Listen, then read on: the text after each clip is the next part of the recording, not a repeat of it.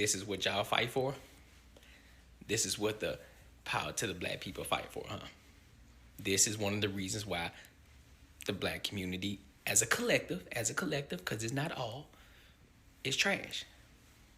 You got people like this who crash out because they have a criminal 18-year-old son who got killed by a cop. Then the father wanted to react and crash out and go and kill a cop who had nothing to do with the 18-year-old at all.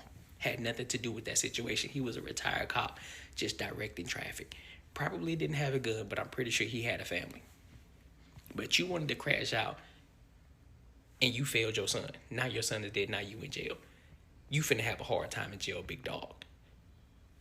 But I guarantee you still got black people over there doing their GoFundMe, investing in their GoFundMe, defending this shit, talking about, yeah, that's what you're supposed to do. That's what you're supposed to do. But yet y'all still over here talking about and claiming oppression.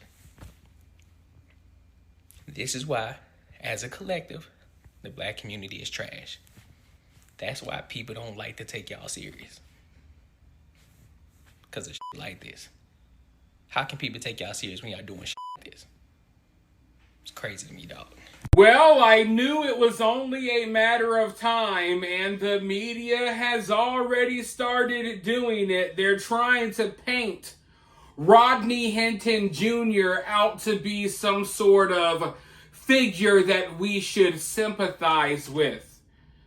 They're saying that, oh, you gotta understand, in the moments he was just so angry, he lost his mind, temporary insanity.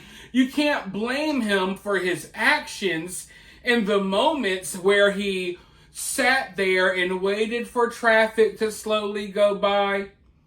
He sat there and watched as parents took their kids to graduation, and then he revved up his car and smashed right into a retired police officer, killing them for no apparent reason at all. And you can say, oh, well, the cops killed his kid. Listen, what did the retired cop working as a freaking crossing guard have to do with what happened to Rodney's son?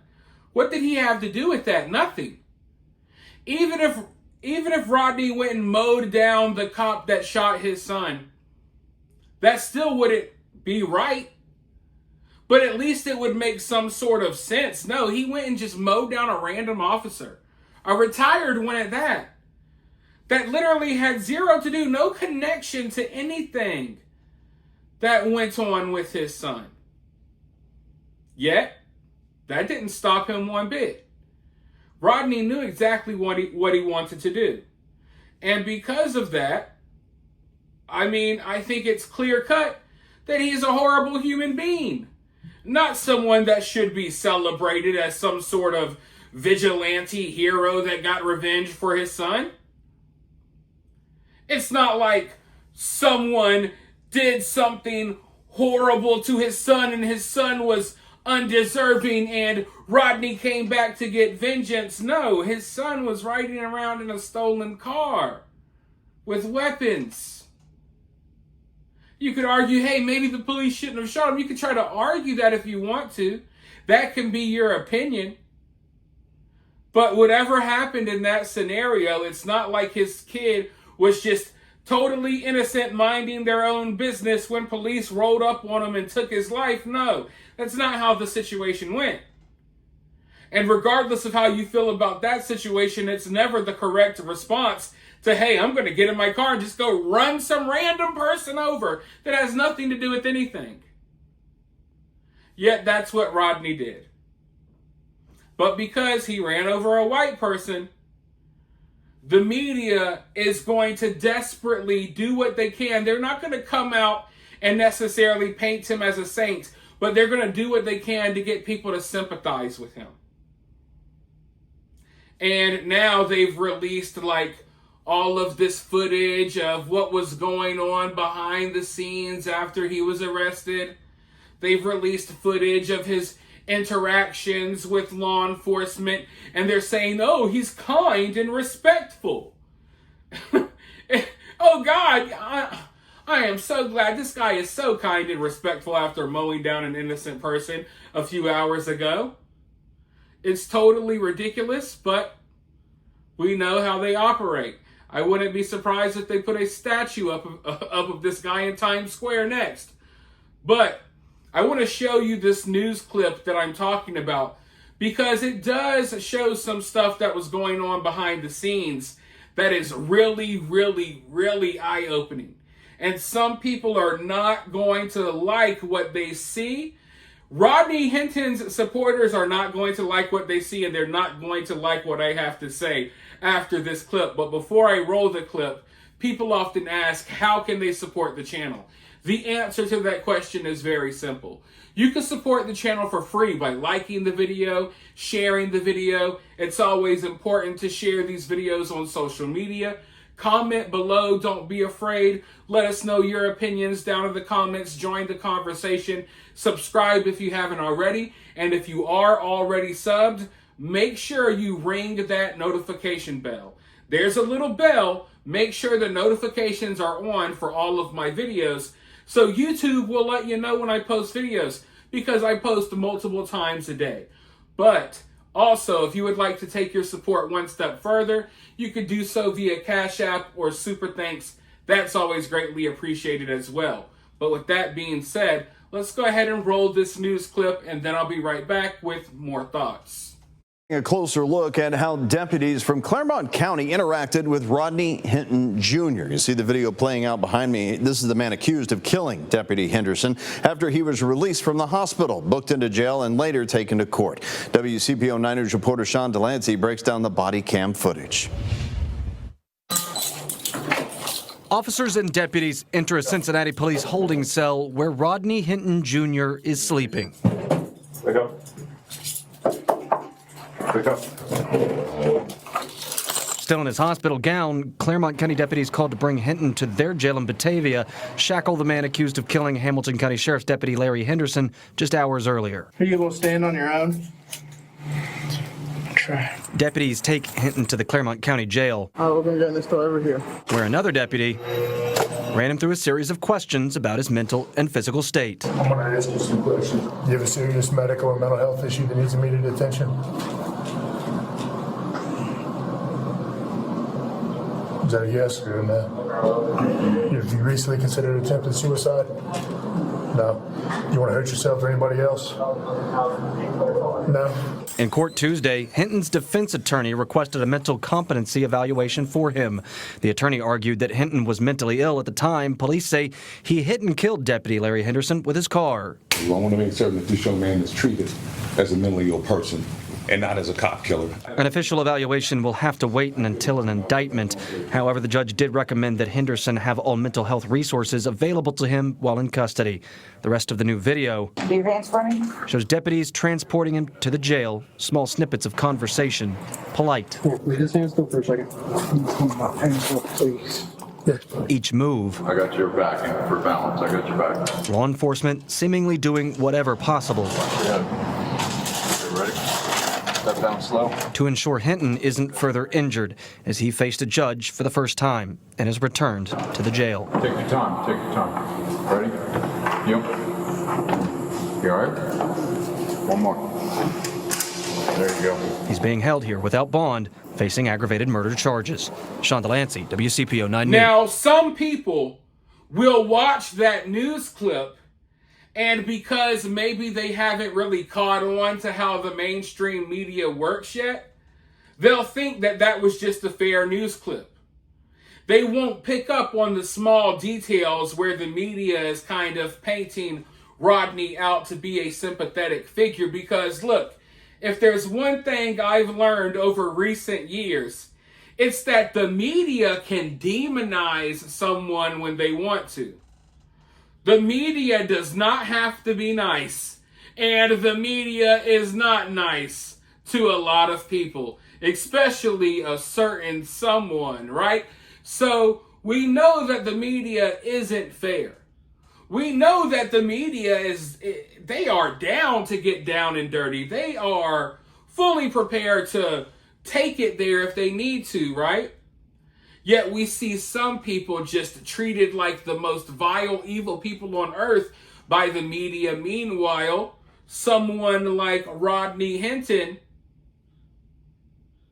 we're gonna kind of tiptoe the line here and just drop a couple of little lines here to make you sympathize with him. And they're looking for special treatment for him. Did you hear it in the video? We want you to treat Rodney like he's insane, not like he's a cop killer, but he is a cop killer. We don't want you to treat him as what he is. We want you to give him special treatment so he doesn't have to, be held accountable for anything. Because a large portion of this community, man, accountability, they are allergic to it. So you heard him right there in court. No, we want you to treat him this way, not how you're supposed to treat him. It's outlandish. Imagine saying that for a person of any other color. Like, that would not fly at all. But the main thing I noticed here, Rodney Hinton's supporters, right?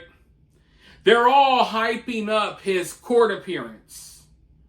When he appeared in court and as he was walking out of court, he was like bucking at all the officers and talking crap, right? Everyone's hyping that up. They think it's so cool. Look at the Father of the Year. He avenged his son, and then he stared down all the officers. He looked them in their eyes. He didn't back down. His chin was up, right? That little clip of him walking out of the courtroom. The Karmelo Anthony community, they are playing it over and over again. They literally think it's the coolest thing they've ever seen. But behind the scenes, when Rodney Hinton Jr. doesn't think the cameras are rolling, you see, Rodney knew the cameras were rolling at court. So he tried to put on a little spectacle and act hard and big and badass. But when the cameras aren't rolling, can you pull up my pants? When the cameras aren't rolling, you're soft-spoken. You ain't got none of that buck in your system. You're sitting down for nappy time in the interrogation room, walking around so hurt, being all nice and respectful to the police officers. Even the news had to say, man, he was being so respectful. So where was that energy you had in court when the cameras were rolling? It's almost like you want to make yourself look cool in front of a certain community, but behind the scenes, you ain't so cool, you ain't so big, you ain't so bad. So that was really eye-opening for me. Because he's got all this buck in his system, right? When the cameras are rolling in court, you're staring down the officers, you're mean mugging them. Yeah. See, as soon as they take you in the back of the courthouse, can you please unloosen the cuffs a little bit? Oh my God. So, if anything, I know they put this out there to make people sympathize with him, but at the same time, you're dealing with a community of people who don't want to see that sympathetic stuff, okay? They want to see him bucking up the police officers. They don't want to see him being soft-spoken, asking for favors from police behind the scenes. But a lot of this stuff, it's for show. All of this playing victim, it's for show. A lot of the stuff that I've been calling out, it's all for show. These people are willing to put on a show to try to get their way, okay? He wants to act buck in the courtroom. Then he wants to act nice behind the scenes because he wants to send a message to the people that are supporting him. But this message that has been sent by Rodney Hinton, by Karmelo Anthony, it's a very dangerous message. A message that, hey, you could go do the most horrible things imaginable to white people, and we're going to celebrate you, at least temporarily, until someone else does another horrible thing to white people. And it's not funny, but that's just how it is.